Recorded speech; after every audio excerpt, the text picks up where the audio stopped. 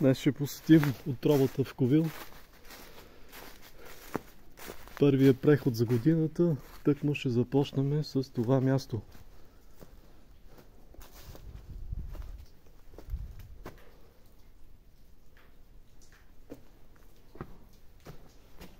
В момента тече много малка вода.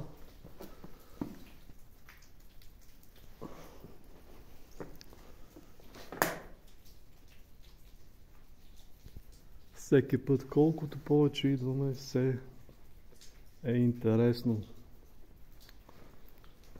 Оставени ни от траките. Цел за да почитаме тези места.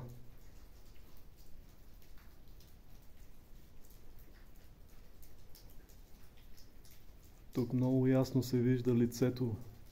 Пазителят, може би. Или човекът, който те посреща, като дойдеш тук.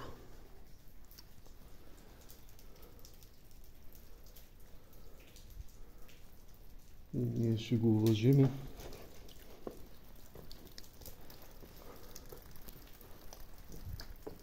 Отсрещата е дълбоката камера. Тя е доста дълбока, някъде към 7-8 метра навътре.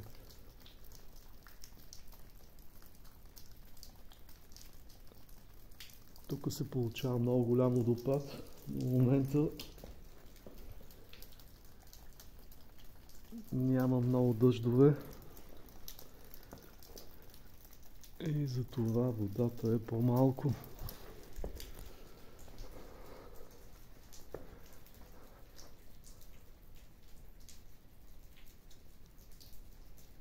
Много ясно се виждат само очи, които те посрещат с добри намерения. Тъкмо идваме на тези места.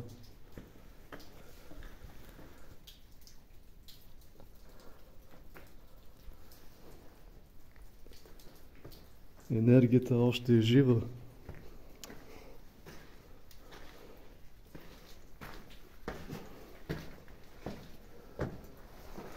От вътрешната страна и отсреща пак виждаме очи, които казват нещо, но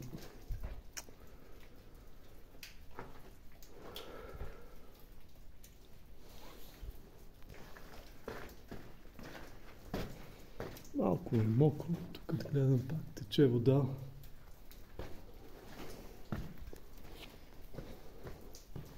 Нека влезнем и другата страна, която е доста дълбока.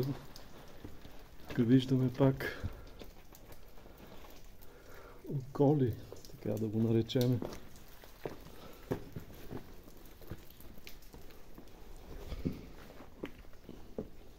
Хората идват, някои, да медитират на тези места и казват, че енергията си седи още. И това е дълбоката камера, като пирамидална форма има.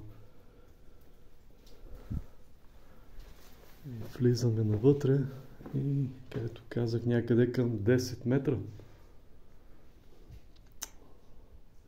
Може би подземното царство. Виждате пак отсреща очите, които те гледат с просълзени очи.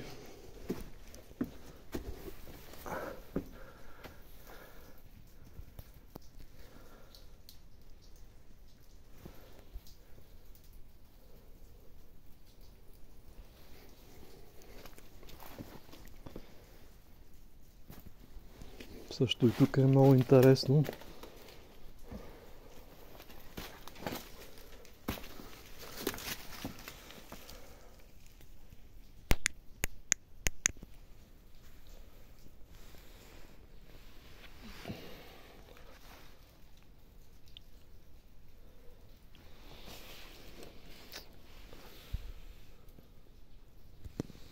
Местността е много интересна.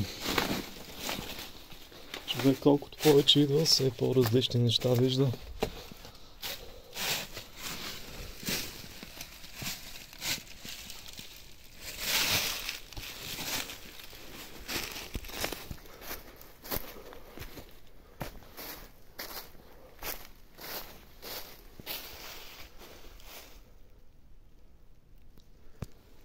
Така е най-добре, тъкмо не е обрасло нищо и човек може да види още много повече неща. Тъй като няма тръни, няма листа, всичко е голо и времето е хубаво.